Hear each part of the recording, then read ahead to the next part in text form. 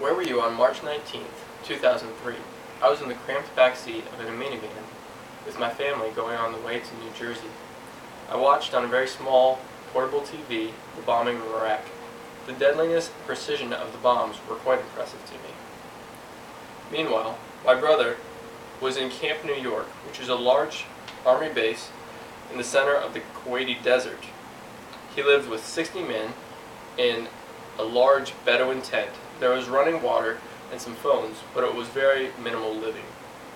He had very little knowledge of what was going to be going on in the future, though he had a very good idea that he was going into Iraq, though it wasn't quite certain. Every couple of hours, he would be scudded by the Iraqi insurgents, which scuds are missiles. They normally fell short, but every time that they got a warning, they had to suit up in their chemical suits until the chemical experts came out and told them that it was going to be alright to take those off. He had been on a mission that was supposed to take 3 days, but it actually took 3 weeks. The mission was to resupply a brigade forward arming refueling plant. Just after they got back, they were picked up and on March 20th, and they started the invasion. His mission until that point had been to take Baghdad International Airport, but at the last moment, the 3rd Infantry Division took that mission, and their mission changed to take An-Najaf. They were digging holes in the middle of the desert in 120-degree weather, and some birds, or the helicopters, came down, picked them up, and they went to Al-Kufa. Al-Kufa is south of Baghdad, and it's a very small town. The very largest thing that they have there is Al-Kufa Kola, or Kufa Kola. They came into the city, and they walked in, and the response was incredible. When they came in, they were expecting resistance, and they were afraid of what they might see. One of the missions was when James was on a roof. Part of his team was going through the streets, clearing the streets, and James heard a huge crowd of people coming in, and they thought that they were going to be in trouble. And actually, it was basically the whole city coming out to greet them. They came out with gifts of food or clothes, anything that they had, even though they were very, very poor to give these soldiers, because they were so grateful that they were there to free them from the Iraqi regime. They had a good supply of Kufa Kola, but they were only there for a little while.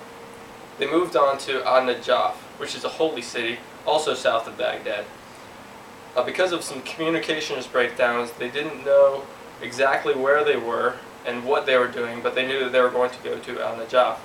There wasn't any air support or artillery or anything like that, and they had very little food or water, basically just what they were carrying. They had to cross into the Euphrates, and the way they had to cross was over one bridge. The Iraqis had destroyed all of the bridges except one, so that when they crossed this, they sent a team under the bridge, and they saw that the underside of the bridge was completely loaded with explosives.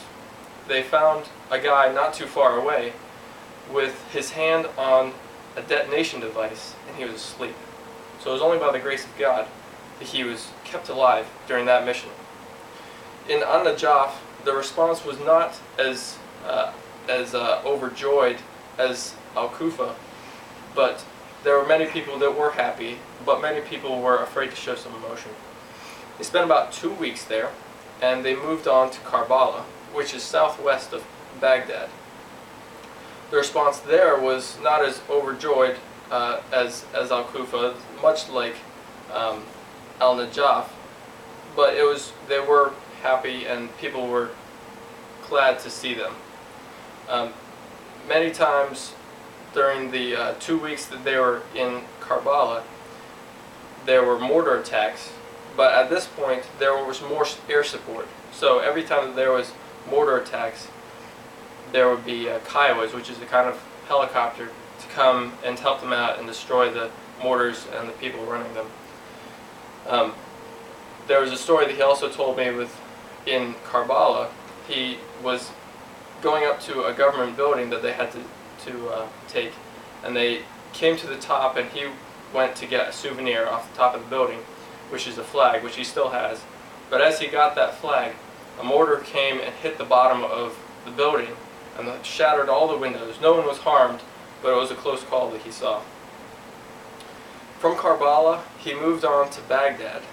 The response there was very happy, but the people there had already seen many U.S. soldiers, and so it was not a surprise, and they helped them out, but they weren't always glad that they were going to be there.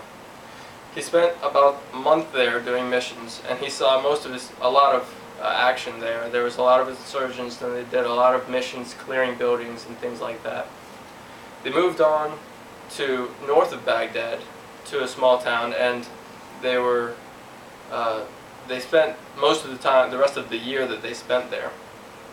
While I was back at home living a relatively easy life, my brother, alongside many other brave men and women, protected our way of life and the freedoms we enjoy while fighting in Iraq. We should really show them appreciation that we feel by thanking them for their service.